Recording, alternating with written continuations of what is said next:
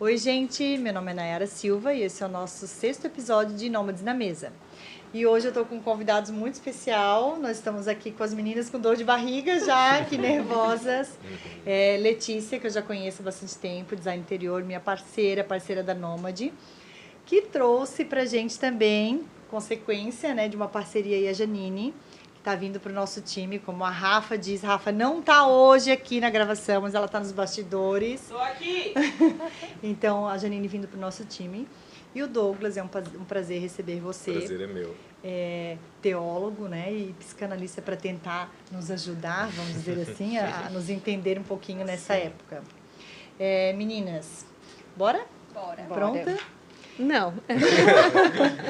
A gente vai falar um pouquinho hoje, né, dessa ansiedade que nós temos, nós como também nos colocando no lugar de cliente e os nossos clientes, né, essa ansiedade de deixar tudo pronto para a esperada do Papai Noel, tudo pronto para o final do ano. Então, eu tenho uma ansiedade como lojista e quero entender de vocês um pouquinho essa ansiedade como profissionais da área de design interiores. Lê, me fala um pouquinho teu nome completo, né, para já se apresentar, e aonde que é o teu escritório, a Letícia, como que é o escritório da Letícia, de que formato? Bom, eu sou Letícia, meu escritório é o Grupo Tawari. A gente trabalha num sistema de grupo porque nós entendemos que várias pessoas juntas conseguem pensar de forma diferente. Então, isso já é algo que, desde o começo, eu trouxe comigo, que eu queria trabalhar nesse formato. Então, hoje na nossa equipe a gente tem um grupo de arquitetos. Quando a gente vai para outras áreas que tem a necessidade da engenharia também, a gente faz parceria com outros escritórios da engenharia, já que a gente está também um pouco no ramo da construção de casas e acompanhamento de personalização de obra. Nos últimos anos é o que a gente tem feito. Delícia, casas, né? É. Cada vez mais aqui na nossa região, acho que a procura por casa. As pessoas querem muito estar em casa, né? Faz, acredito que uns 4 anos que a gente entrou realmente nesse mundo das casas, construção e acompanhamento e personalização. E desde então eu vim entendendo que o nosso escritório ele precisava dessa fase que seria trabalhar em conjunto, né? Uhum. Então a minha habilidade é de interiores, mas não me limita a transitar em outras áreas que eu consiga fazer parcerias de certa forma. E Quanto tempo de formada, Lê? eu me formei em 2016. Não, perdão, em 2013 eu me formei e em 2016 eu resolvi abrir o meu escritório próprio. Já sozinha?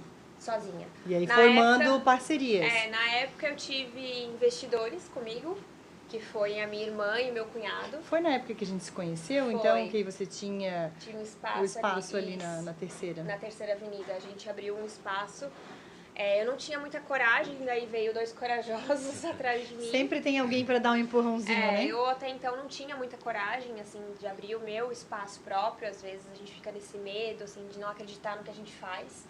E eles foram 2 pessoas que acreditaram muito em mim na época e vieram, assim, nessa força que eles tinham, né? E também na parte de investimentos, então entraram em conjunto com a gente.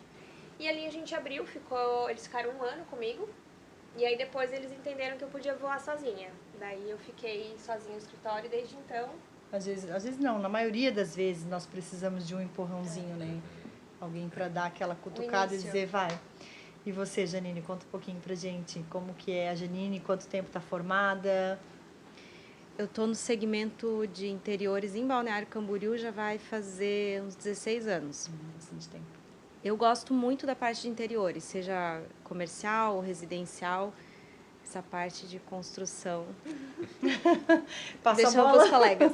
Deixa com a sua mãe. Digamos que é a minha paixão, exatamente. Eu tenho uma engenheira em casa, com construtora, que é minha mãe, e a minha paixão sempre foi a área de interiores. Eu já trabalhei no segmento moveleiro, já fui lojista, assim como você também, e acho que foram funções que foram sempre complementando, crescendo, até que eu achei que chegou o momento de trilhar a carreira solo, assim.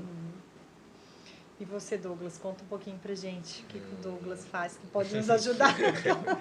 Eu sou teólogo e psicanalista e as 2 formações, desde o início, eu percebia, quando estou com 38 e a minha experiência de fé, vamos dizer assim, mais intensa foi com 18 e eu ia fazer direito, sempre gostei muito de estudar, mas aquilo foi tão impactante para mim que eu queria entender o que estava acontecendo dentro de mim, até porque eu tinha muitas dificuldades com fanatismo religioso, sempre tive um olhar mais crítico sobre isso, sempre gostei muito de história, então daí do direito eu desisti e já fui para teologia.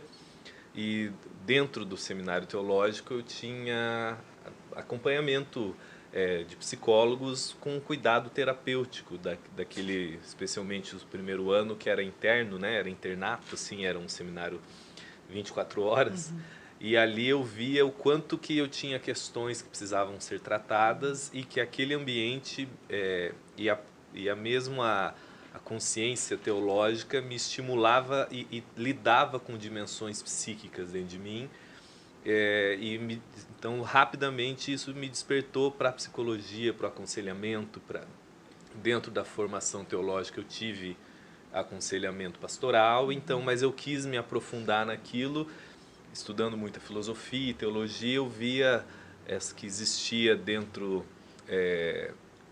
da lógica do Evangelho uma realidade que lidava com as questões psíquicas. E eu queria aprofundar disso, e então uma vez eu dando um estudo bíblico e uma pessoa, tinha sempre um psicólogo, um psiquiatra que participava, e uma psicóloga falou se eu tinha formação em psicanálise, eu falei que não, ela disse, olha, porque eu estou começando e tudo que você está falando é muito coerente com o que eu estou ouvindo.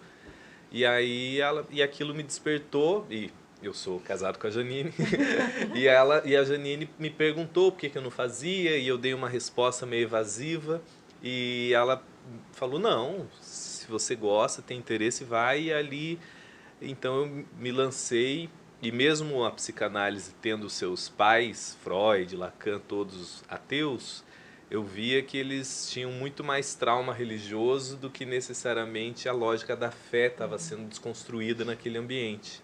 Então, para mim, foi muito significativo e aprofundou muito mais a minha consciência teológica, aquele ambiente de compreensão da psique humana. Acho que vê os dois lados. E mais, você vê que existe dimensões, o ser humano é muito complexo, a gente é corpo, alma e espírito, né? Nós somos, como sociedade, muitas vezes muito superficial na leitura do que é o ser humano, né? E dentro da psicanálise e por consequência dentro da teologia, você consegue ver que o ser humano é muito mais do que a fachada, muito mais e questões que envolvem a natureza humana que são dessa dimensão que transcende a lógica, que é uma dimensão do espírito mesmo. E a teologia, para mim, foi muito revolucionário quando eu entendi essa resposta que o Evangelho dá para essas questões humanas e que lida com essas dimensões, inclusive inconscientes da psique humana. Então, para mim, foi muito significativo e para as minhas próprias questões, todos nós temos, mas para poder ajudar muita gente, seja no ambiente religioso, seja fora do ambiente religioso. Sabe que você falou uma coisa e me fez lembrar do meu pai. Os traumas religiosos, né? Eu lembrei de uma coisa que a gente discutindo hoje, final de semana, um assunto. E como as pessoas criam traumas religiosos. Porque um padre fez algo errado em determinado lugar, porque um pastor fez algo errado em determinado lugar. E aí cai por terra toda a crença que você tinha. Né? E a gente falando, pai, mas a pessoa é um ser humano também, ela também erra, né? Ela também pode se decepcionar, até mesmo religiosamente. E né? Como a gente vai pedir algumas dicas, como é difícil a gente, esses traumas, né? E é muito interessante para o mercado da arquitetura e do design de interiores você saber que aquele cliente que está chegando com você, ele não chega neutro. Ele chega com uma história, com medos, com angústias, e você não está lidando com ele... Com traumas de outros profissionais. De outras obras que deram tudo errado. Quantos clientes a gente já atendeu e depois falou, não, depois de tudo pronto, gente, a pessoa não quer morar aqui. Porque a energia, né, o problema é com ele, né? Então, não era obra, na verdade. Claro. É a pessoa. E o Douglas tem experiência com a nossa área, porque nós tivemos loja. Ele era meu sócio. Olá. Então conhece Sim. bastante do nosso Sim. mundo, acho que vai ser bem legal. Gente, eu quero também já no início aqui agradecer um dos nossos patrocinadores, né, que a gente sempre fala, né, você deve ouvir muito falar isso, que a mesa é um lugar super especial, é um lugar abençoado. E quando eu escolhi o Nômades na Mesa, o nome, porque realmente para mim a mesa tem um significado muito importante.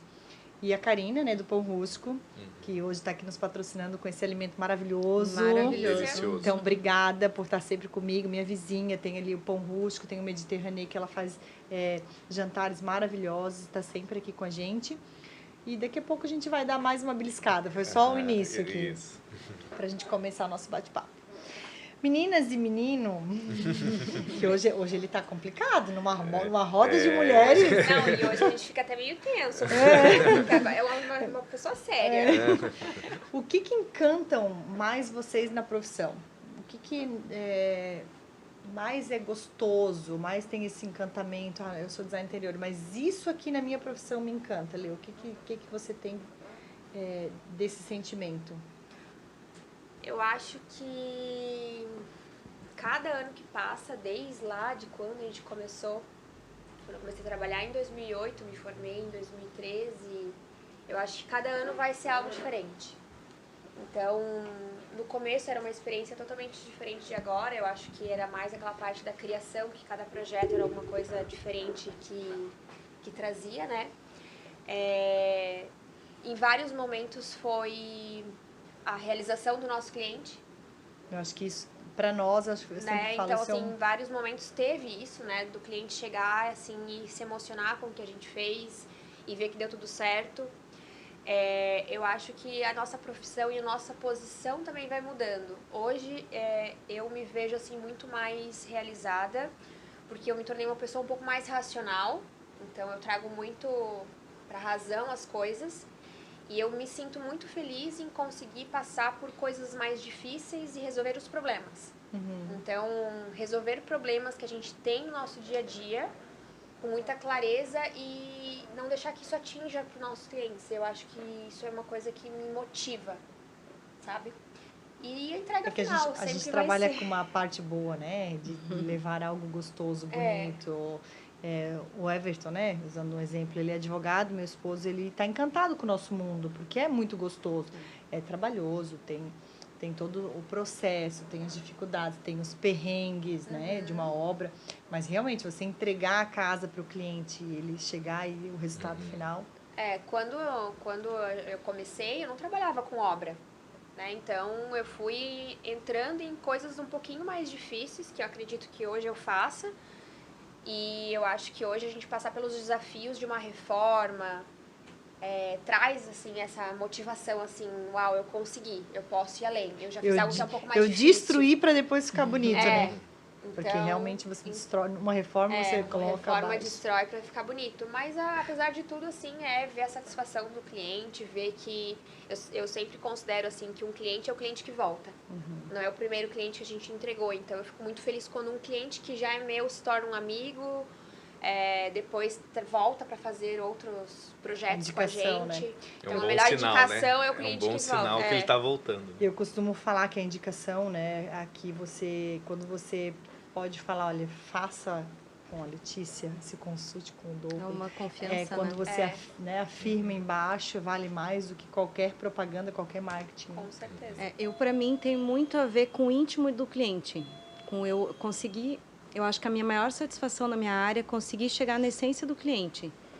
Conseguir entender o que muitas vezes nem ele consegue dizer até onde vai o sonho dele, você conseguir entrar no íntimo dele, independente do tamanho de projeto.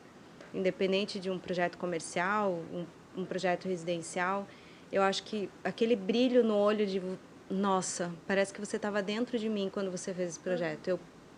Isso, sem sombra de dúvidas, é o que me encanta na minha área. E saber que a gente pode fazer diferença na vida deles. Porque quantas vezes a gente está ali no meio de afazeres comuns e tem uma troca, uma palavra nossa que pode contribuir, algo. Então, para mim, é muito ligado à essência do meu cliente. Até eu tinha separado um tema aqui para a gente conversar, que uma coisa que eu li hoje à tarde, a hora que eu estava pesquisando algumas coisas, que as arquitetas, design, a decoradora, elas têm que ter ser um pouco psicanalista, né? Uhum. Porque você, quando recebe um paciente, você tem que fazer com que ele se sinta, eu imagino, né? Uhum. Extremamente confortável, Uhum. seguro, Uhum. para que ele abra ali os traumas que ele teve, né? As dores, as dificuldades. E vocês, quando recebem um cliente, vocês também têm que não só passar segurança para ele, quanto também fazer com que eles possam passar isso, a intimidade do casal, aonde, né?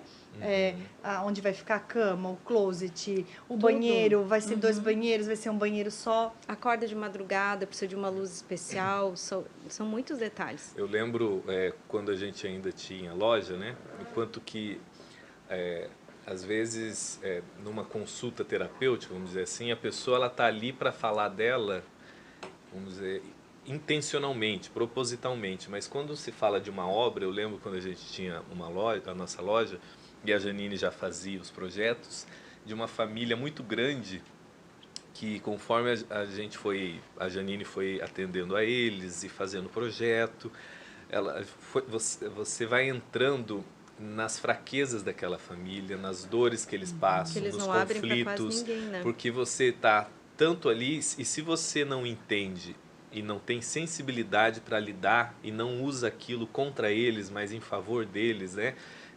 Eu lembro que era uma família muito grande, com muitos filhos e com muitos conflitos.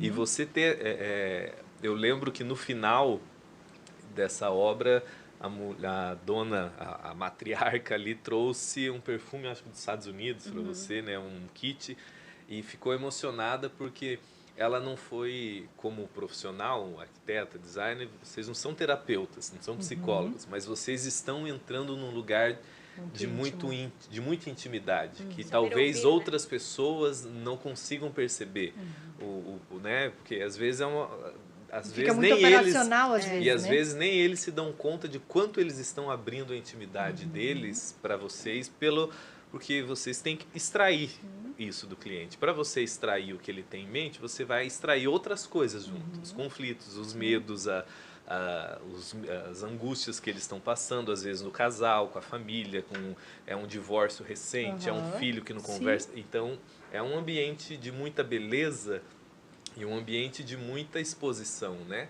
E o cliente, por isso que ele precisa confiar tanto. Porque às vezes é 6 meses, 1 ano, 2 anos com um projeto, Uma né? construção de casa, quanto tempo fica em contato com esse Fica um ano e cliente? meio no mínimo, né? Mas até mesmo assim, esse primeiro contato, apesar de que muitas vezes pode vir de uma indicação, né, de alguém que indicou o trabalho, ele vai vir também de um cliente nos conhecendo como escritório, tendo esse primeiro contato e tendo afinidade ou não. Então, eu acredito que nesse primeiro contato é o momento que a gente realmente consegue entender essa afinidade, ver se vai rolar aquela química, porque tem que rolar, né? Sim. Tem que ter essa confiança dos dois lados e um bom briefing, né? Para conseguir ter o que a Janine falou, tentar imprimir a nossa essência e ter o que o cliente, a essência do cliente num projeto, né? A gente tem que fazer um bom briefing para entender, ainda mais quando uma família é grande, como essa. Eu comecei a arquitetura em 2001, voltando à tua primeira Nossa. pergunta. E eu lembro no segundo semestre, quando a gente começou a desenhar a nossa primeira casinha, lá em Chapecó ainda. O meu professor, o nome dele é Rafael. Que ele disse assim, olha, vocês vão aprender a desenhar casinha, vocês vão desenhar no nanquim, vocês vão projetar telhado, vocês vão sair arquitetos. Vendedores também, para vender o projeto. Ele disse, mas vocês não podem esquecer que vocês precisam ser um pouquinho psicólogos. Senão, o projeto vai ser para vocês, não vai ser para o cliente de vocês. E aquilo, aquilo ficou, gravou um lugarzinho no meu coração. Como um professor pode ter, que pode ter imprimido algo tão forte, né? Então, as palavras têm um poder tão forte em alguém que está se formando, que estava na faculdade, e isso trouxe uma realidade muito grande para você. E aquilo, para mim, foi um norte em toda a minha carreira, assim. Na postura que teria diante dos Sim, clientes. porque, né? gente, as pessoas estão cada vez... Você, bem mais do que nós, sabe disso, que as pessoas estão muito carentes. Sim. Né? As pessoas, elas têm a necessidade de conversar, de contar para o outro, né? realmente os traumas, as dores, as dificuldades de obra passada, de obra nova, de fornecedor. E a gente fica meio De falar mal da vizinha, de falar mal da vizinha. E a gente tem que estar para ouvir também. Tem que ouvir, né? Então, todo mundo quer ser ouvido, né? Muitas vezes, até eu e a Janine, a gente conversa bastante, e muitas vezes a gente conversa que os nossos clientes querem o nosso tempo, muitas vezes. Então, aquele tempo de qualidade, de sentar, de ouvir. E é nesse tempo que você vai descobrir aquela intimidade. Que às vezes num briefing de uma reunião, Na reunião não vai ser aconteceu. falado. Então você vai entrando conversa, aos poucos. Na conversa. E meninas, como que é para vocês viver essa vida de empreendedoras com escritório, né? Que não é fácil empreender hoje, é muito difícil, ainda mais no Brasil, né? A gente sabe todas as dificuldades aí que a gente tem de crescer. E a parte criativa, porque vocês têm que empreender e ser criativas, né? O coração do escritório é vocês, por mais que vocês tenham equipe, que tenham parceiros, mas toda a parte criativa fica com vocês. Como que é? Nessa loucura. Eu tenho um marido psicanalista. Boa! Isso deve ajudar bastante. Por isso que eu incentivei ele, entendeu? Né? Psicanálise. Isso deve ajudar muito, né? Naquele dia que chega em casa surtada, querendo matar as pessoas. Ele não deixa. Não, né? Igual eu aqui. Cadê a água? Aqui não tem água. Como é, dona Letícia? Você que não tem um marido psicanalista. Eu acho que primeiro pode passar a bola pra Janine, porque ela tem um marido psicanalista em casa. Ela pede socorro quando chega. Não, mas aí ela pede, aí eu peço pra eles também. Mas eu acho que ele mesmo já me falou isso algumas vezes. Eu acho que quando a nossa mente é muito criativa, eu acho um parto sentar a fazer uma planilha. Eu detesto, eu sofro. Tem que fazer. Mas eu faço porque é a minha disciplina, porque é a rotina. Mas eu quero fazer, resolver logo para eu ir para a parte que aquece meu coração. É aquilo que a gente até conversou outro dia, né? Que eu sou péssima para planilha, para Excel, e aí eu já vou passando. Claro, quando a gente tem esse apoio, né? Eu não faço, gosto da parte criativa. Então a gente tem que achar também bons parceiros, né? No trabalho, colaboradores, a equipe que possam nos ajudar nisso, porque não dá para querer ser um polvo, né? Não dá. Não vai conseguir fazer tudo, tem que separar. E a parte criativa é muito importante dentro do escritório, né? É muito importante, assim, pensando assim nisso, eu hoje trabalho muito com a parte inicial do criativo, né? Então, hoje eu tenho uma pessoa que trabalha comigo, que ela é meu braço direito e esquerdo. Então, eu consigo trazer uma demanda... A Rafa já gostou lá, já gostou. Eu consigo entregar uma demanda muito grande para ela. Nos últimos anos, a gente pegou um volume de projeto muito grande que eu tive essa necessidade... Eu era muito centralizadora. Eu queria que todos os projetos fossem meus, que eu tivesse olho sobre tudo que estivesse acontecendo... E até eu entender que tinha detalhes que não precisavam ser feitos por mim, sim pela minha equipe, porque os clientes, eles contratam o nosso escritório. Claro que vem através de mim, mas é o escritório, é um time. A minha ideia sempre foi que tivesse um grupo trabalhando.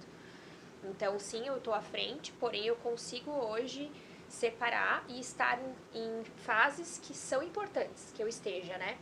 Então, a parte criativa inicial, estudo de plantas, disposições, é algo que eu sempre estou junto, que a gente sempre está fazendo em conjunto, e depois eu consigo ir soltando um pouco mais.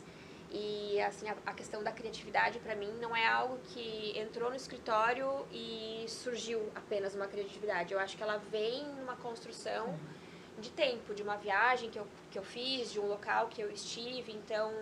Eu vi alguma coisa que eu gostei muito e ele despertou alguma coisa criativa. Alimentar o olhar, né? Então eu venho assim absorvendo coisas que são importantes, coisas que não são Vocês tanto. têm outro podcast, a gente até falou sobre isso. Vocês têm algum, como eu vou dizer, algo que faça despertar a criatividade? Exemplo, uma colega minha que estava aqui outro dia, ela falou que quando ela liga a música que ela gosta, o café, todo o cantinho na casa dela, vamos dizer, um cenário, uma rotina que ela tem, aquele momento é a hora que a criatividade dela, que vem essas memórias, esse olhar que ela teve em uma viagem. Tem algum despertar para vocês, assim? Ou à noite, não, eu gosto de ser criativa, mas criar à noite, porque o WhatsApp não está me incomodando. Eu tenho essa forma de criatividade, assim, que Para mim, o projetar, ele vai te dando muita criatividade, mas hoje, assim, nos últimos tempos, eu faço um serviço fora do escritório, que é um serviço mais voluntário, que dentro desse local também tem outras pessoas que falam sobre marketing, que falam sobre criatividade mesmo. E nos últimos tempos eu percebi que lá é um local que eu me desperto muito a criatividade. Que as pessoas me trazem referência, que dali eu vou para outro lugar e eu consigo ter isso. Então, para mim, esse é um momento assim de mais criatividade, quando eu troco ideias com outras pessoas e eu consigo ir para lugares que eu já, mentalmente, né? Ah, naquele lugar eu já vi isso, já fiz isso. Falando com fornecedores também. Por exemplo, eu já tive uma marca de peças, né? De peças em madeira natural. Que a gente trabalhava apenas com produtos naturais, em madeira natural, couro. Então, a gente desenvolvia peças de decoração. E lá eu tinha muita criatividade quando eu conversava com os fornecedores. Porque eles me mostravam como que eu poderia produzir aquilo e daquilo me levava para outro lugar. Então, mais ou menos isso. Você tem, Janine, algum... Eu fiquei pensando como a gente é diferente, né? Eu tenho algumas regras, algumas coisas que eu não abro mão. Eu não trabalho de madrugada, não consigo. Tem algumas coisas que eu não... Eu procuro não sacrificar algumas coisas. Coloquei alguns limites. Então, horário tem que ser de dia, de preferência não de madrugada, porque aí sacrifica outras coisas. Mas eu acho que o meu processo criativo acontece muito numa imersão com o cliente, assim. Parece que chega um momento que eu... Nossa, entendi. Como se fosse quase que um transe, assim. Eu fiz o briefing, estive com os clientes e vem uma hora que... é isso que ele quer. Tem, né? Muitas vezes eu olho para o projeto e digo, gente, eu imaginei isso. Mas acontece a partir da imersão naquilo que o cliente precisa. Não sei te explicar. Cada pessoa tem uma... Os criativos são difíceis. Cada pessoa tem uma tem um forma, momento, é um start né? mesmo, eu acho, né? É uma arte, né? A arquitetura, design de interior, é uma arte, é um dom, né? E que você vai crescendo e vai florescendo. Eu fico impressionado porque fiz algumas gravações em estúdio e algumas vezes a Janine que depurava e a Letícia também Com ajudou, participação da Nayara. até que você ajudou, né? E eu chegava na hora, eu falava, cara, como é que saiu tanta coisa da cabeça dessas duas? Porque e conseguir extrair algo que nem a pessoa que quer sabe o que ela quer, né? Que eles, assim, eu acho que não vai ficar bom. E isso é maravilhoso. Porque, na verdade, né? a gente começa a surpreender. Se a gente fizer só o que a pessoa pede, vai ficar... Mas eu acho que o mais incrível que vocês devem ouvir, às vezes, é o cliente falar assim, cara, eu queria isso, mas eu não sabia traduzir isso. Por isso Parece que eu estava você falando. estava dentro de mim. A parte de ser meio psicanalista, meio psicóloga, de entender, porque muitas vezes o cliente não sabe nem... Não é que ele não sabe o que ele quer, ele não sabe expressar. Ele não sabe traduzir, né? Ele não sabe falar. Não, eu quero aqui uma pia que vai ter essa necessidade, que vai ter um lugar para... Ele não sabe passar Até o estilo, isso. né? Porque nem O sempre estilo eu acho a parte mais difícil, o Pinterest resolve. Eu acho a parte mais difícil, porque o cliente hoje ele tem muita informação na na mão. Isso, verdade, mas eu ele acho que também mais- Só que pega ele- informação distorcida. Isso, então ele às vem com vezes. um O vaso excesso de colorido, informação, né? dali a pouco ele vem com uma casa toda branca, minimalista, mas ele gosta do vaso, ele gosta do branco também. Então, qual que é o estilo dele? E Ele tem não a linguagem, sabe. né? Eu lembro um cliente que eu lembro a Janine, que ela atendeu, Acho que que o deve ser o cliente mesmo que eu tô falou que pensando. queria tudo minimalista. Escandinavo e minimalista. E só que eu acho que como é uma linguagem muito própria, né, da arquitetura, do design, eu lembro que quando ela fez o projeto, o cliente falou: "Não era não assim, é nada porque disso, não eu é". queria madeira, coisas Ou coisas seja, pretas. não é nada minimalista, né? Nem ele conseguia Porque ele não entender. sabia traduzir, não sabe nem usar a linguagem, né, para Aí eu disse, não, então calma, não vamos entrar em desespero, vamos fazer assim? Eu vou começar de novo. Vocês me dão mais uns dias, vamos começar do zero. Aí eu mandei umas imagens para eles com coisas que eles tinham dito para mim que gostavam e com coisas que era o que eu achava que era o que eles gostavam. Aí lógico que quando eles foram selecionando eram Totalmente não era É diferente. escandinavo e diferente, não. minimalista. É que muitas vezes ele não sabe expressar. Não é que não sabe o que quer, ele não sabe expressar. É que esse Porque acesso muita à informação. informação, né? Hoje em dia, o cliente ele consegue chegar para pessoa, eu gostei dessa imagem, essa, juntar essa com essa e vai dar o que eu quero. Só que aí o resultado não fica legal, né? Daí nessa hora é a hora do profissional conseguir entender e até mostrar pro cliente, né, que foi o que a Já fez. Mas E aí a deixar gente vai bonito. aprendendo, né? Vai. Depois fica tudo certo. Meninas, estamos nós aqui em dezembro, né? Já ali naquela contagem regressiva para as férias. O Papai Noel. O Papai Noel. Qual que foi a parte... Na nossa profissão, essa parte, na loja, né? Eu como lojista, é a parte mais corrida pra gente. Por quê? Porque já acabou muito do processo de vocês, né? E chega a parte da gente... Acabou pra quê? Ah, não, acabou de uma certa forma. Acabou obra, acabou marcenaria, pedra. Aonde você mora? E agora começa a loucura de decorar, de ambientar. Mas para vocês, essa parte de final do ano também é corrida ou tem lá início do ano, onde começa as obras, ou metade do ano? Qual que é a parte do ano mais corrida para vocês no design de interiores, vendo de um todo, né? Do processo todo, desde a reforma ou desde a construção. De dezembro até janeiro. Eu acho que Como é que é tem aquela duas música de fases, janeiro, né? janeiro? Acho que tem duas fases. Quando inicia o processo de levantamento de dados e colocar a mão na massa para começar o projeto, é onde exige muito mentalmente da gente, porque é a partir dali que vai sair todo o resto. Então, exige da equipe, a gente tem que ficar concentrado. Aí depois vem a calmaria, que é quando a gente está fazendo as compras, que aí é gostoso, a gente está com os fornecedores, é aquela parte que o cliente se envolve também, e depois, de novo, a execução, né? Eu acho que a gente vive essas fases, assim, uma de cada vez, durante todo o ano. Durante todo o ano. Eu acho que a única diferença que se tem é que no final do ano, na cidade onde a gente mora, existe uma diferença de entregas, de prazo de entrega, de atrasos, porque a gente tem um cronograma que não pode falhar.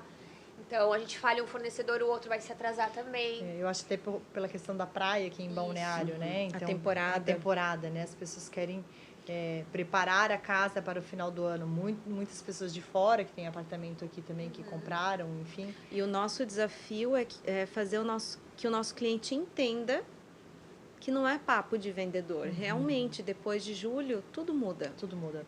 É outro processo quando você começa um projeto do zero em julho para entregar em dezembro do que se você tem o ano inteiro. A gente sempre se pergunta, né? A gente sempre conversa lá na loja, assim, como vocês acham que a gente poderia fazer o cliente entender? Eu falo para as meninas, de que no final do ano, se ele não deixar para o final do ano, não deixar para novembro e dezembro, a opção de escolha dele é muito maior. Então, ele vai poder escolher as peças com mais facilidade, porque final do ano já tem questão que fábrica que não entrega mais. A mão de obra é melhor, porque a mão de obra de qualidade, um eletricista que é muito bom, não tem data disponível. Então, tem alguma forma que vocês tentam passar isso para o cliente para que ele não entenda que é papo de vendedor, que é só para fechar a venda? Vocês acham que a gente... Eu acho que é uma questão de começar a educar a nossa cabeça, o nosso cliente, a nossa rotina. Eu acho que é uma questão de confiança. Sempre quando eu começo um projeto, eu sou muito clara com os nossos clientes. E a gente tem muito cliente no escritório que já são recorrentes, né? Então, a gente sempre fala as datas, os prazos, tudo estar fechado até no máximo mês de junho, julho, né, para conseguir fazer tudo com mais qualidade. Claro que a decoração sempre fica sempre no não, a decoração fica finalzinho, sempre pro final, né? né? Apesar que a gente está querendo mudar um pouco isso. Então, a gente está trabalhando até os profissionais, principalmente na parte do tapete. Porque o tapete hoje ele é um produto que agrega valor, né? Os tapetes, cada vez as salas maiores, os tapetes com valor mais agregado. E se o cliente deixa lá para o final, ele realmente já não consegue escolher. Sim. Então, o que a gente tem colocado? Para essa escolha do tapete, ela ser junto com os estofados. Porque você já consegue combinar a cor. Personalizar melhor você consegue também, personalizar, tipo, hoje como o tapete orgânico tem ganhado força, você tem prazo, tem fábrica de tapete hoje que está com 60, 70 dias para entrega. Então, chegou muitos clientes agora em outubro e queriam tapetes especiais, sob medida, não entrega mais, não consegue. Então, a gente tem trabalhado muito isso, para que o cliente tenha já uma verba reservada, uma organização. Hoje mesmo a gente atendeu uma arquiteta que já foi lá na loja, escolheu algumas peças que queria que a gente comprasse para uma entrega em janeiro. Então, já escolhendo a decoração que tinha no projeto. Eu quero bandejas mais douradas, eu quero para que em janeiro a gente possa fazer essa produção. Então, a gente tem trabalhado isso também. Eu acredito muito em todo o processo de projeto de uma forma colaborativa. Eu acho que quanto mais colaborativo ele for, mais a gente consegue colocar essa cultura no cliente. Né, final é em melhor. todos os sentidos. Eu acho que começa dentro da equipe da gente, dentro com os nossos colaboradores, com o cliente, porque eu já tive, recentemente eu entreguei 2 obras bem diferentes, assim, uma comercial e uma de interiores, que engraçado, eu achava graça porque parecia que os clientes faziam parte da minha equipe. Tipo, eles estavam vestindo a camisa ali junto comigo. Então, quando o cliente se sente parte, ele veste a camisa com você e ele começa a se preocupar com os prazos. Então, quando a gente consegue fazer essa integração, fazer essa colaboração, acho que com os fornecedores também, quando que você precisa que eu compre? Até quando que é o teu limite? Lógico que quando a gente tem uma parceria a mais longo prazo, sempre vai ter alguma forma de ajustar um pouquinho mais o prazo, de ajudar a gente um pouquinho mais. Mas eu acho que é isso, é o máximo de colaboração entre todos os envolvidos. É corrido. Isso facilita. Quando o cliente ele se preocupa com o prazo, também facilita bastante a engrenagem funcionar. Porque a gente pode ter um cronograma todo muito bem elaborado, mas se o cliente não fizer a parte dele do fechamento na data correta, a gente também não consegue concluir, né? com esse Até sucesso. porque tem os imprevistos de uma Sim. obra, É imprevistos. muita gente envolvida no processo, né? Um eletricista. Mesmo você vende tapete, não é só uma pessoa, né? É a fábrica, é o entregador, é o São vendedor. várias fábricas. Transporte. A gente teve agora as enchentes aqui. Tudo, então né? Teve vai ter empresa cliente de que vai couro, ficar, né? Eu soube vai ficar que... sem agora para o final do ano. Então, bem isso, tem todos os imprevistos, Não né? tem como você controlar isso tudo, Não né? tem. E, assim, quando o cliente também ele entende tudo isso, ele sabe compreender, né? Tudo isso é quando a gente tem um projeto que não é para ontem, né? Sim. Aqueles projetos de, em 30 dias eu tenho que estar me mudando. Então, quando E aí, tiver no meio... tempo, aí a gente consegue... Eu tive um cliente, lembrei agora, que me procurou um mês, talvez um pouco menos, para dar uma repaginada. Conversei para fazer o orçamento, eu disse, olha, eu não vou te responder, não vou te dar o orçamento antes de eu conversar com os fornecedores. Ver se vai dar certo. Aí eu olhei mais ou menos o que eu precisava, vi que eu ia precisar de móveis soltos, pedra, algumas coisas, daí envolvi o pessoal do Corian para fazer a modificação da bancada. Aí eu pedi 2 dias, eu entrei em contato com todo mundo. Eu falei, eu preciso até dia 15 de dezembro. Vocês conseguem? Todo mundo falou, sim. Então eu disse, eu só vou fechar com o cliente porque eu tenho a palavra de vocês.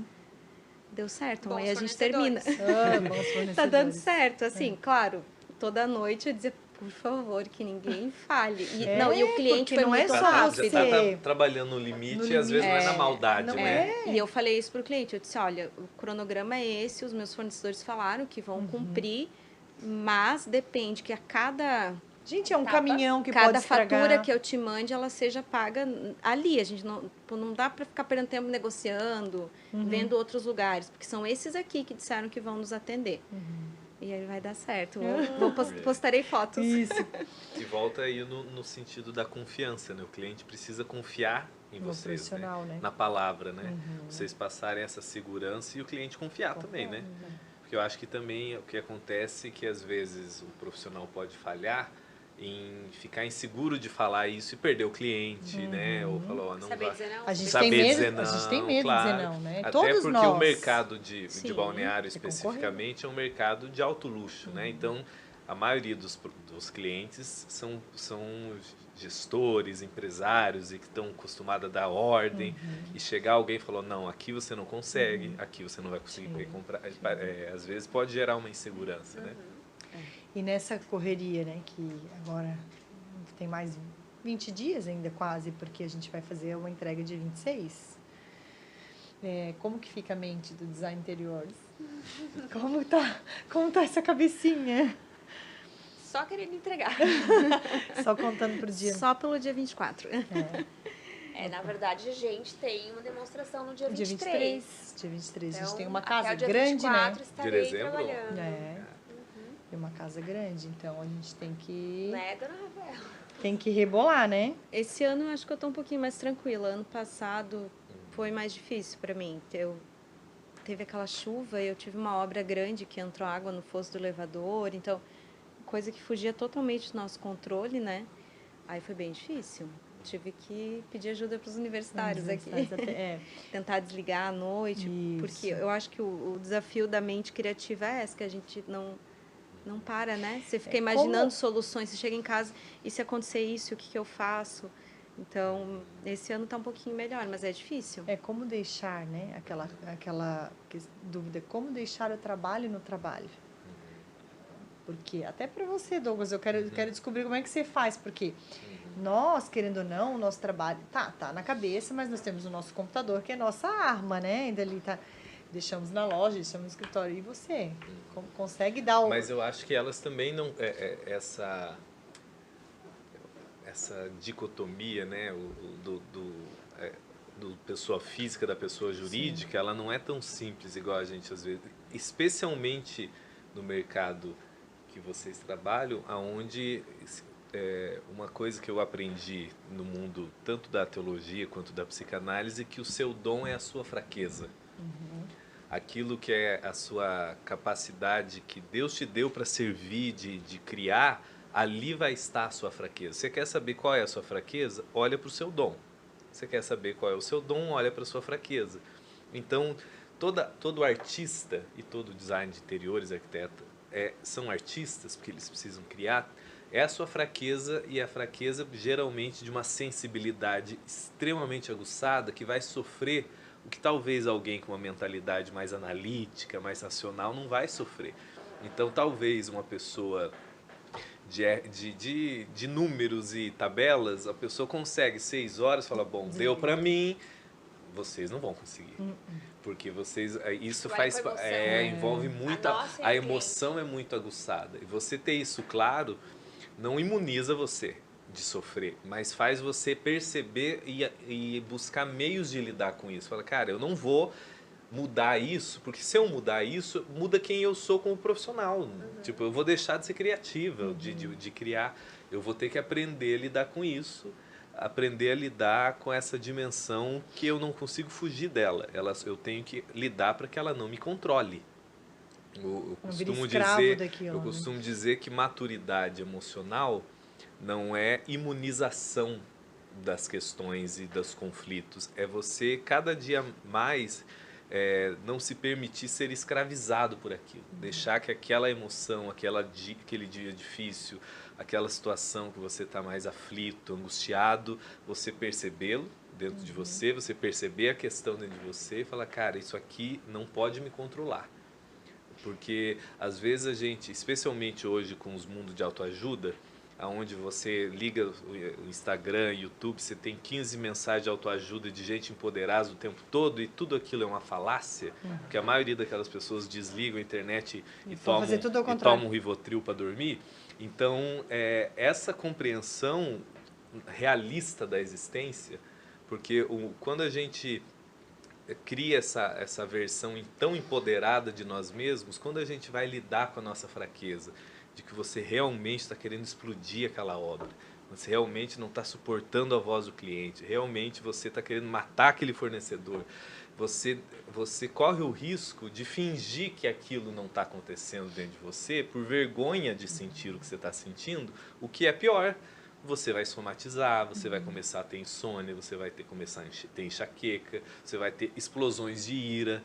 Por quê? Porque você está acumulando coisas dentro de você. Agora, quando você entende a realidade da existência, que a gente sente mesmo, que a gente vai sentir, a gente não é uma pedra, só uma pedra não sente nada, ser humano sente, mas que você pode lidar e ouvir e entender o que você está sentindo, né? Porque, por exemplo, muito do que a gente sente está ligado com a estrutura daquilo que a gente entende a coisa, né? Eu falo que a ansiedade, essa sensação de um estresse exagerado, quase beirando um burnout. Tá muito, por mais doloroso que seja, para que eu consiga lidar com aquilo, eu tenho que ter claro que aquilo não é um problema em si mesmo, mas é um sintoma de algo que está acontecendo dentro de mim. Explico. Você vai naquela obra e você sai mastigando abelha. A Rafa tá lá dentro, tá sabendo... Você, tá tocando. você sai daquela obra mastigando abelha, você está querendo explodir, não sei o quê. Aquela sensação, você pode ir para casa e você falar, o meu problema é que eu sou ansioso. O meu problema é que eu sou estressado demais. Não, esse não é o seu problema, esse é o sintoma. Eu tenho uma filha e que a minha esposa, ela é rápida, né? Se a Alice se mexe errado na cama, ela ouve. Eu morro, não durmo. Então, faz um tempo atrás, a Janine acordou e deu remédio. Por quê? Porque a Alice estava com febre. E, como uma boa mãe, ela deu remédio para febre. Mas isso solucionou o problema? Não. Porque febre é ruim, pode dar convulsão, pode te fazer muito mal, mas febre não é uma doença, ela é um sintoma. Então, eu posso dar um medicamento para aquela febre? Posso, mas eu tenho que falar o que essa febre está dizendo e que eu não estou, que ela só está gritando aqui. Então, isso ajuda quando eu vou entender com esses momentos de tensão exagerada. Porque, óbvio, você não precisa ser o zen o tempo todo. Mas quando aquilo está transbordando no sentido negativo, você anda muito explosivo, muito irado, muito ansioso, e aquilo está perdendo o controle, está te adoecendo, machucando as suas relações, você tem que dar aquele pause e falar, cara, o problema está muito maior do que o problema nessa obra, ou esse fornecedor. Isso aqui está mexendo com algo muito profundo dentro de mim. As coisas não são para nós o que as coisas são. Ou eu não sou assim, né? Estou me vendo diferente. Não, e a gente, até para eu me dar conta, eu tenho que entender que as coisas que mexem comigo é o que elas simbolizam dentro de mim. E às vezes, um exemplo bem simples, vamos dizer que o tapete não chegou e você precisa avisar o cliente ou o fornecedor ou alguém que não vai dar. Que é dia 23 de dezembro. Sabe, e o tapete não vem. É uma sensação muito ruim, a gente tem medo. E o que... Não, da reação do cliente. Mas é normal, tipo, você dá gargalhada com um problema que está dando errado na minha obra, eu não vou gostar. Mas como que isso não me adoece? Se esse é o mercado, se esse é o que vocês amam fazer. Eu tenho que me perguntar assim, falar, cara, o que a aprovação desse cliente significa dentro de mim?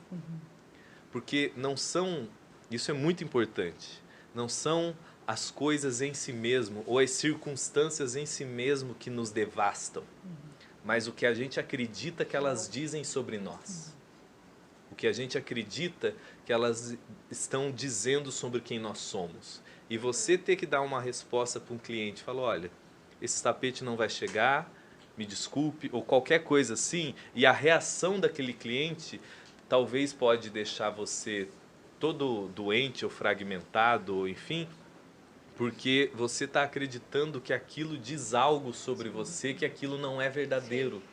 Então, quando você vai fazendo essa leitura, a sensação não vai sumir, mas aquilo vai perdendo a força de adoecer você por completo. Sim. E a gente teve uma situação dessa hoje. Tem uma cliente que só fechou com a gente porque foi prometido que a banqueta, né, eram umas peças de sofá, cadeira, banqueta, que iria chegar para o Natal. Ok, confirmado com a fábrica, tá tudo certo, vai chegar no tempo certo. Chegou semana passada, a Rafa ligou na fábrica, não vai dar. Acho que a gente não vai conseguir. Teve enchente aqui, né? A gente teve perda de máquinas e de produto. Eu falei, Rafa, não tem o que a gente fazer. Eu falei, a gente tem que entregar essa banqueta. A gente deu a nossa palavra para a cliente. Chegou hoje, eu liguei na fábrica. Gente, eu prometi para o cliente. Ela falou, Mai, não tem o que a gente fazer. Não tem. Eu falei, então você vai fazer o seguinte, você vai me fazer um comunicado que a fábrica, com o endereço da fábrica, a fábrica teve esse problema e a gente vai ter que passar Liguei para a arquiteta Jéssica, olha, assim, assim, assim, não vai ter como. Ela falou, não, a gente não tem que fazer, o cliente vai ter que entender.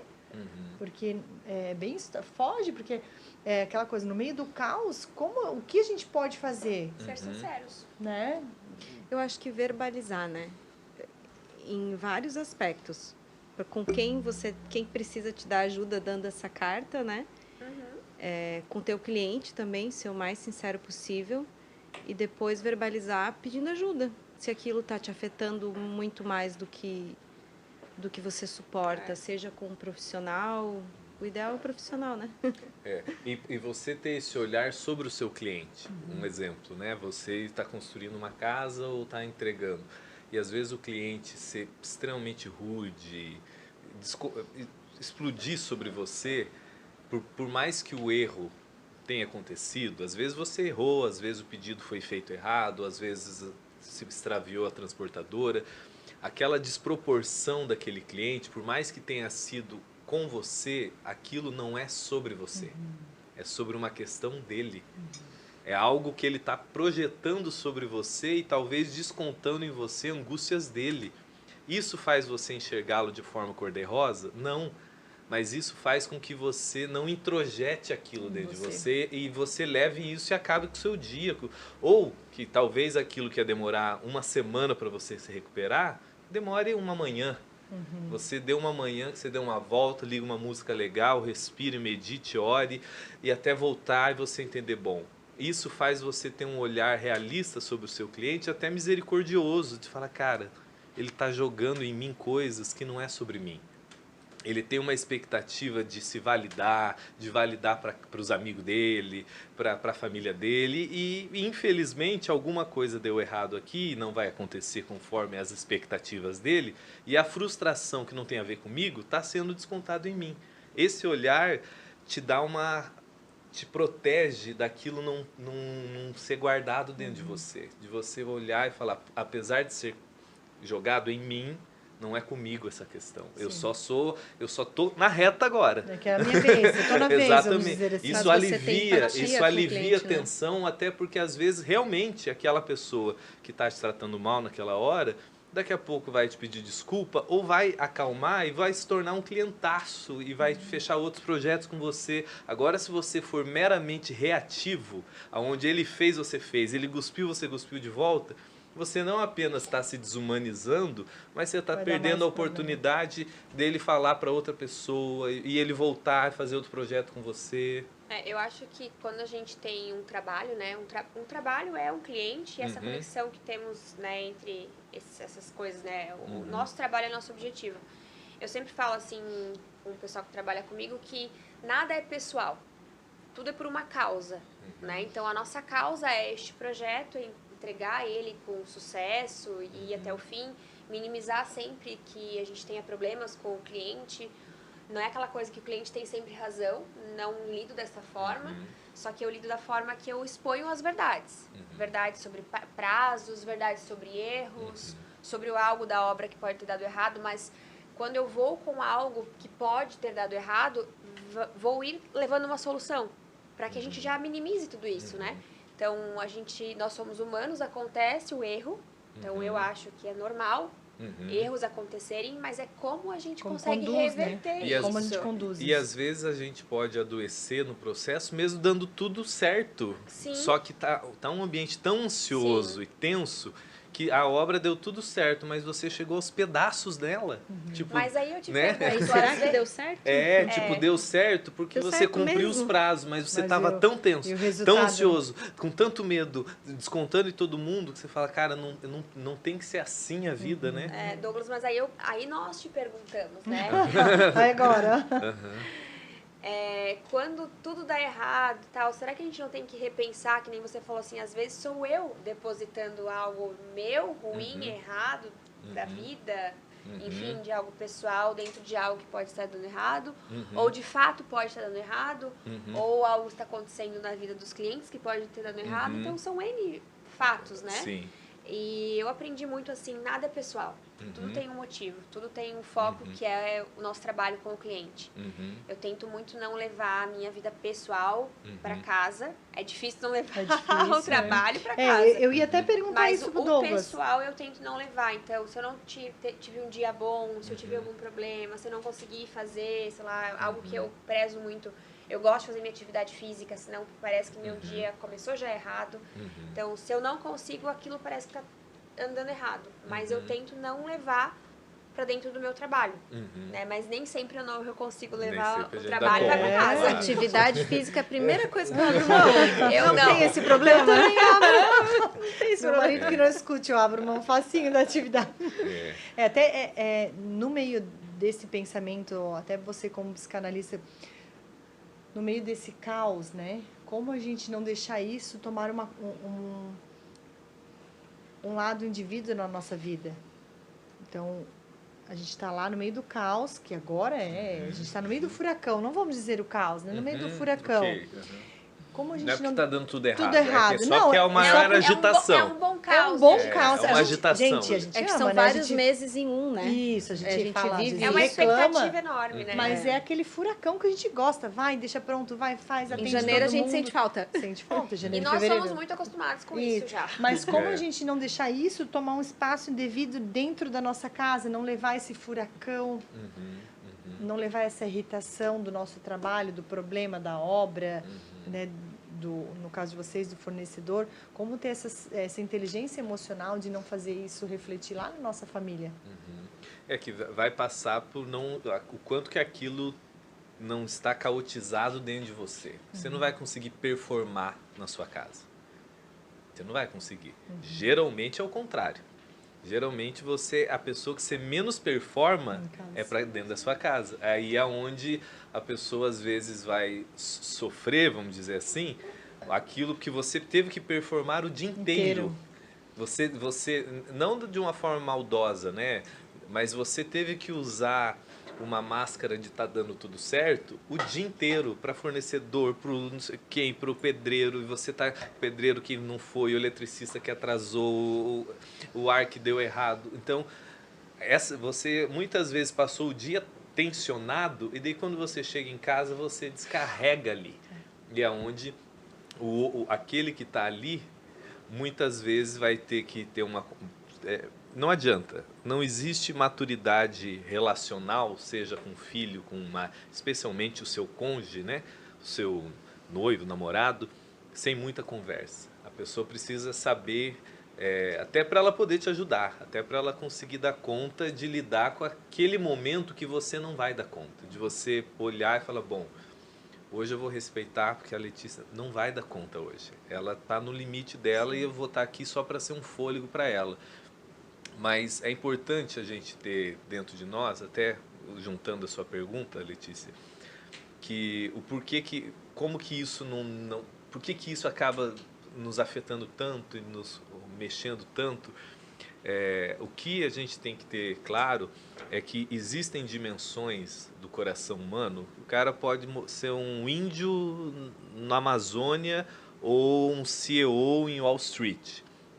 O ser humano tem fomes e anseios existenciais que sempre vão buscar se suprir e se projetar nas coisas.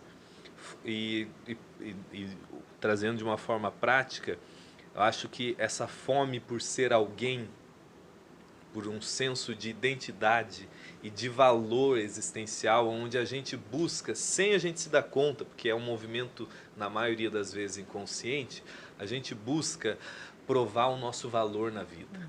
A gente busca aquela sensação de que a nossa vida vale a pena. E isso, quando a gente projeta isso, sem a gente se dar conta, na nossa carreira, no resultado do nosso trabalho, não é que aquilo por si só está errado. Você querer um trabalho legal, você querer um reconhecimento mínimo, o problema não é isso. É essa desproporção que a nossa alma realiza, aonde a gente imagina, sem a gente se dar conta, que a quantidade de dinheiro que a gente tem na conta ou um projeto dando certo ou dando errado está dizendo qual é o nosso valor no mundo. Quando a nossa alma acredita nisso e a gente não se dá conta, a gente ficou escravo do resultado. Então aí sim, dando certo ou dando errado, deu errado. Porque você vai chegar aos pedaços, mesmo com a obra perfeita. Maravilhoso. Então, como a gente não adoecer, a gente precisa do mesmo jeito que a gente para comer, a gente para tomar banho. Se a gente não tomar banho, a gente vai feder. Se a gente não comer, a gente vai desmaiar. A gente precisa cuidar do nosso mundo interior. A gente precisa dar tempo para a nossa alma processar o dia. A gente precisa de práticas de reflexão, de espiritualidade, que nos reconectem com o nosso valor essencial como ser humano, como filho de Deus, com a quem nós somos no mundo, para além daquilo que nós fazemos. Aquilo que nós fazemos é importante, mas não define o nosso valor no mundo. O nosso valor, o nosso significado na vida tem a ver com quem nós somos em Deus e para Deus. E isso daqui é intocável, imutável e é eterno. Tem a ver com essa dimensão do espírito humano mesmo. Só que isso não é natural na lógica, especialmente na lógica de mercado. Então, se eu não tiver práticas diárias, seja de manhã, seja um momento no meio do seu almoço, ou às vezes de manhã no seu almoço e à noite, de parar. Às vezes eu estou dando seminário, atendendo alguém, eu falo que às vezes eu paro de manhã e eu coloco algo para eu assistir, para eu ouvir, para eu ler, para eu orar, para me lembrar quem eu sou. Porque não é o mercado que pode dizer quem eu sou. E ele vai tentar dizer quem eu sou. É que as Não pessoas é vão tudo, tentando né? mudar a gente, a gente, né? E a gente se permite, porque a gente não é, a nossa alma não está imune a sofrer isso. E quanto mais eu percebo e sou honesto que eu não estou imune a começar a segunda-feira todo calmo, espiritualizado, profundo, e terminar a sexta-feira mastigando abelha com ódio do mundo, se eu acho que comigo não, aí eu me tornei meu inimigo. Porque eu tenho que admitir que eu não sou essa maturidade toda, não. Eu estou exposto. E lembra que eu falei? Maturidade não é ser imune. Quando eu entendo que, cara, hoje aconteceu isso errado, aquilo errado, isso aqui deu certo. E não é só quando as coisas dão errado, não. Aplauso demais também faz mal pro nosso ego. Nosso ego fica bobinho muito fácil. Então eu preciso de um tempo para me reconectar com a minha essência de ser. O meu espírito, a minha alma precisa de um eixo diário. Se eu não faço isso, se você não se lembra continuamente em oração, em meditação, em leitura, quem você é, onde está o seu valor, qual o significado da sua vida, não tem problema, o mercado fará isso com você e vai controlar você, o dinheiro fará isso com você, os resultados, o seu dom fará isso com você. E aí onde você fica escravo do seu talento. Então, como é uma coisa quase que contra-intuitiva, porque naturalmente a gente se impressiona, a gente fica meia hora no Instagram, a gente já esqueceu quem a gente é. Só passando o dedo pra cima. A gente já está ali, a gente já quer o cabelo daquela, o corpo daquele, o carro daquele, você já lembrou que deu errado o seu projeto? Atingir metas. Então, e como não tem, o nosso chamado não é virar monge no deserto, não tenho contra quem vai, mas no geral não é assim, a gente tem que lidar com as questões do dia, os perrengues do dia, eu tenho que ter essa disciplina psíquica e espiritual de continuamente ter práticas que lembrem o significado da minha vida, o valor de quem eu sou e por que eu estou fazendo o que eu estou fazendo. E se cercar minimamente, especialmente com as pessoas que estão na sua casa, que dormem com você ou que sentam à sua mesa, são as pessoas que você tem que ter próximo que te encorajem a isso, que te lembrem a isso. A gente vive, e eu não tenho nada contra o mundo, você ter o network de trabalho. Afinal, você está aqui com profissionais, que é importante para a sua loja e tal. Mas a gente precisa de vínculos afetivos que se liguem a nós para que eu lembre a Letícia que o valor dela não é o que ela pode me oferecer, é quem ela é. E ela precisa se lembrar disso. Eu preciso lembrar a minha esposa, eu preciso que ela me lembre. E a gente precisa ter no nosso lar amigos, familiares, cônjuges, filhos, mãe, pai, que sejam esse eixo, que nos coloquem de volta no eixo. Você está esquecendo quem você é. Você cuidar. Aí isso não vai fazer você ir para o mundo e tudo sorrir para você, porque não é a verdade. Mas vai sair você, a sua interioridade fortalecida e menos fantasiosa com a existência. Sim. E menos fantasiosa com você mesmo. Fala, cara, eu continuo com esse anseio de valor, de significado, de identidade, e eu preciso lembrar a minha alma continuamente isso, senão ela vai fazer isso na quarta, com aquele cliente, com aquele dinheiro, com aquele negócio que deu errado. Não sei se ficou claro, se ficou muito confuso. Sim, eu até ia... na nossa profissão, como lojista, acredito que vocês como profissional também, a gente está sempre querendo ser pessoas benquistas pela sociedade, pelos arquitetos, pelo design, pelos clientes, pelos outros lojistas, porque a gente está sempre fazendo um movimento com parcerias. E o cuidado realmente que a gente tem que ter, né? Para que isso não nos transforme em outras pessoas. E não vai chegar o dia, e às vezes eu já vi essas frasezinhas ruins de autoajuda falando assim, eu não ligo porque as pessoas pensam de mim. Não liga sim. Liga sim, todo mundo. Talvez você não liga para algumas pessoas. Talvez eu não ligue para a opinião do Rogério e do José. Mas a opinião da Maria me pega. O olhar daquele me pega. E eu tenho que ser honesto sobre isso. Porque senão eu vou viver escravo. Eu fingir que aquilo não está acontecendo não vai fazer aquilo sumir. E eu não vou superar o que eu nego. Eu não vou vencer aquilo que eu nego dentro de mim. Então, o primeiro passo para qualquer processo de maturação e resolução interior é honestidade. Eu tenho que ser honesto com as minhas fraquezas. Eu tenho que ser honesto quanto que eu fico devastado quando alguém me critica. Caso contrário, aquilo vai me matar, eu admitindo ou não. Sim. A crítica, né? Você falou alguma coisa, a crítica é muito difícil. Muito, muito. Porque a gente projeta o quê? O problema não está na crítica. E eu tenho como exercício em mim mesmo, e eu sempre coloco isso quando eu vou palestrar, ensinar ou atender alguém. A ofensa, ela é horrível de sentir, quando você se sente ofendido, né? Quando aquilo bate em você. Mas é um grande alerta de você olhar e falar, cara, talvez a pessoa me tratou mal mesmo, ela foi grosseira mesmo, mas por que aquilo pesou tanto dentro de mim? O que aquilo ganhou de significado dentro de mim? Não tira a responsabilidade do grosseiro ou deixei de ser grosseiro. Mas eu sou tirado da posição de vítima. Sim. E eu começo a analisar minha alma e falar, eu não tenho controle sobre a forma com que o outro vai me tratar.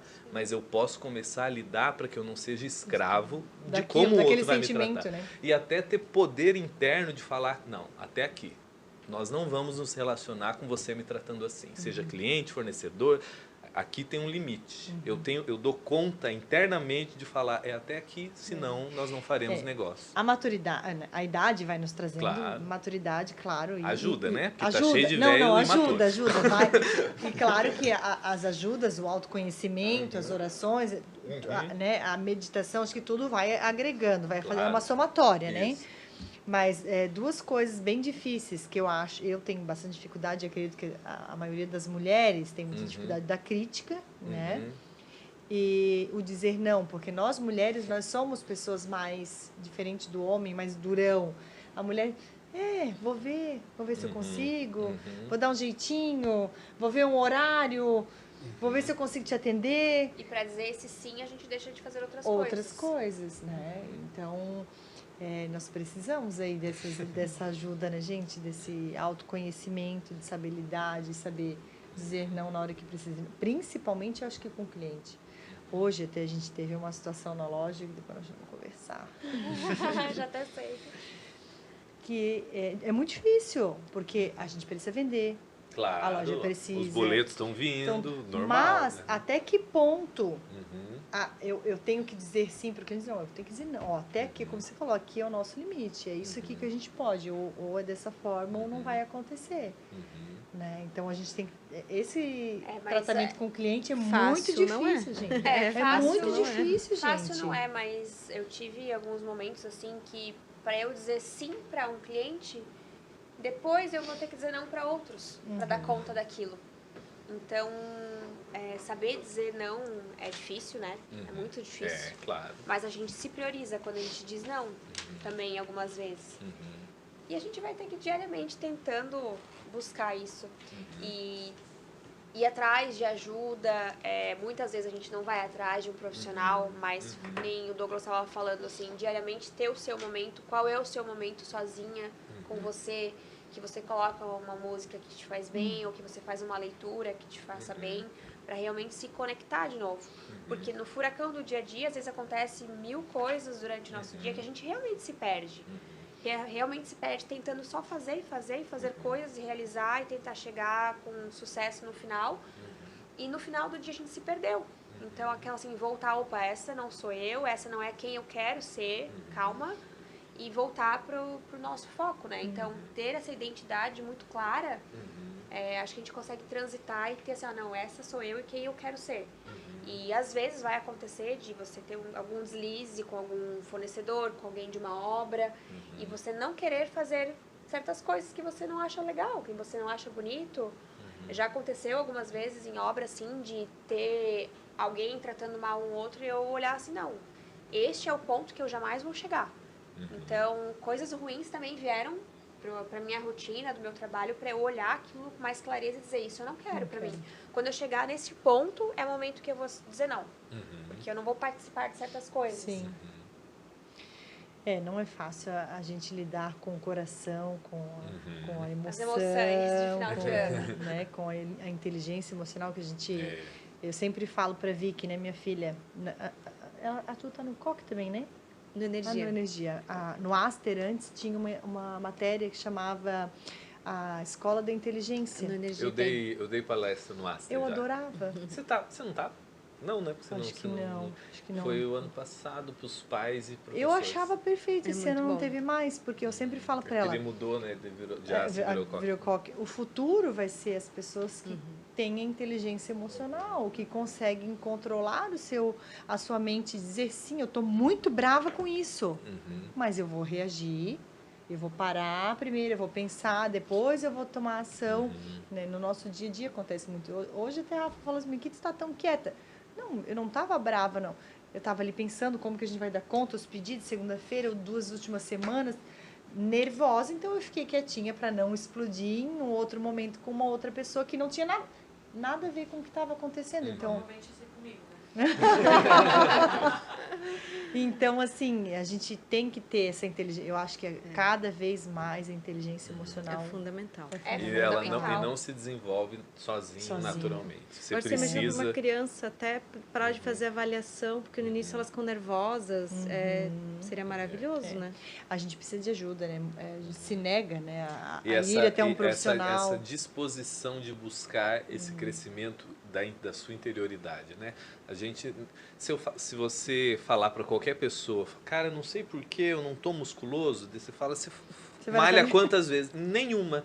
Não sei, mas como você quer que do nada? E a gente pensa que internamente vai ser assim, quando é mais complexo.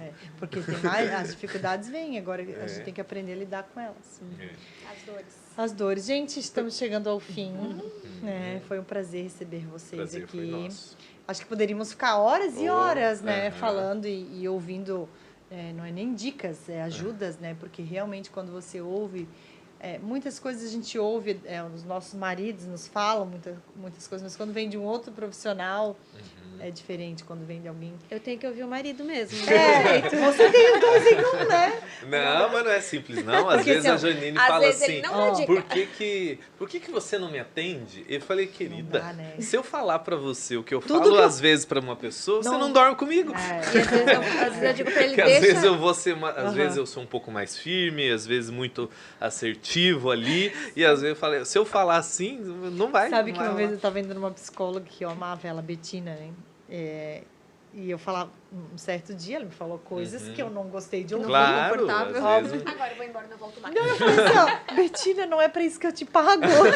Eu quero que você seja legal, né? Eu às vezes falo pra ele, deixa eu ser louco um pouco, não fica me analisando, só um pouquinho. Porque assim, ó, o Everton, né, muitas vezes, não crítica, agora que ele tá ajudando mais na loja, às vezes ele me fala alguma coisa que eu não sou acostumada a fazer daquela forma. E eu, não é assim, não, é do outro jeito. E depois eu paro e penso, nossa, ele tinha razão, né? Se eu parar, pensar, fazer dessa forma, agir dessa forma. Então, assim, é difícil quando tem alguém cutucando a tua ferida ali, né? Mas, assim, quero agradecer muito mesmo. Foi um prazer receber vocês. E antes da gente finalizar, né? A gente vai ter uma brincadeira aqui que eu sempre estou fazendo agora com os convidados. Vocês têm 15 segundos, contadinho no cronômetro, Gente. tá? Para me responder uma pergunta. Não só para mim, até às vezes para vocês mesmo, né? O vídeo dá para cortar e editar, Não né? dá, não dá, né? Não pode cortar esse vídeo aí. Não dá para cortar. Você viu que a minha resposta não tem 15 segundos. Pois tá? é, Então, na verdade deixa você... com as duas, Amigo, no eu caso. te dou meus 10. Você vai ter uma dificuldade. Mas pra você eu vou botar fiz uma cabeluda aqui pra Ai, não. meu Deus. Porque você tá cercado por mulheres. Você tem que nos ajudar. Né? Lê, você vai ser a primeira, tá aqui do meu lado. Bora, pronta? Ai, meu Deus. 15 segundos, contadinho no cronômetro, ó, tá? Ó. O que a Letícia de hoje falaria pra Letícia quando criança? Profundo.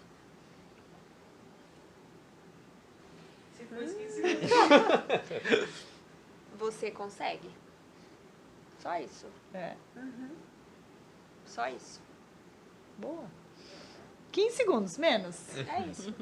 Você consegue. Você consegue. Precisamos, né? Janine. Vamos lá. Como nós somos mamães, né? Vou fazer uma pergunta de mamãe. Qual foi a transformação que a maternidade trouxe para Janine? Um olhar ainda mais amoroso, sobretudo. Acho que se eu já era alguém sensível, a maternidade multiplicou isso. Me trouxe o olhar bonito de uma criança para a vida. Ah, vocês estão muito rápidos hoje. Estão práticas. Põe 1 minuto agora. Douglas, vamos lá. 5 minutos. Agora vai ser difícil. Você está aqui rodeado por mulheres, né? Nós somos confusas. Eu não. Eu acho que a maioria das mulheres. Amiga, eu não sou confusa, não? Fala por você. Não, as mulheres estão querendo fazer tudo o tempo todo. Estão São querendo. complexas. São complexas, Isso. então. Estão querendo fazer tudo o tempo todo. Estão querendo olhar para tudo o tempo todo. Estão querendo ver todos os projetos junto. Então, assim, Faz 1000 coisas ao mesmo tempo. fazendo mil É coisas ao mãe, mesmo é tempo. É mãe, é esposa, esposa, é é profissional. filha, é amiga, é profissional, né? O que você poderia nos ajudar em 15 segundos? Faz uma lista. Em 15 Cada segundos. segundo O que... uma coisa. Não é dica, uma ajuda, literalmente. O que a gente pode fazer, nós mulheres, para manter a nossa mente mais saudável diante desse olhar que a mulher quer fazer tudo ao mesmo tempo? Tenha paciência com vocês. Vocês se cobram demais. Tenha paciência. Segundo, não tome grandes decisões em momentos de grande tensão. Terceiro, tenha alguém onde você possa expor com profundidade a sua alma, os seus medos, suas culpas, vergonhas, para que isso seja bem elaborado. E por último, cresça na espiritualidade e na fé. Eu acho que é aí que você vai aprofundar o seu valor, a sua identidade, que vai te fortalecer para lidar com os desafios da vida. Bem. Pode ficar. E é isso, gente. Obrigada. Nós que Obrigada. agradecemos. Foi uma delícia. Tchim, tchim, deu tudo passou, certo. né? Passou. Viu, ó? Parabéns. Nem doeu. Saúde.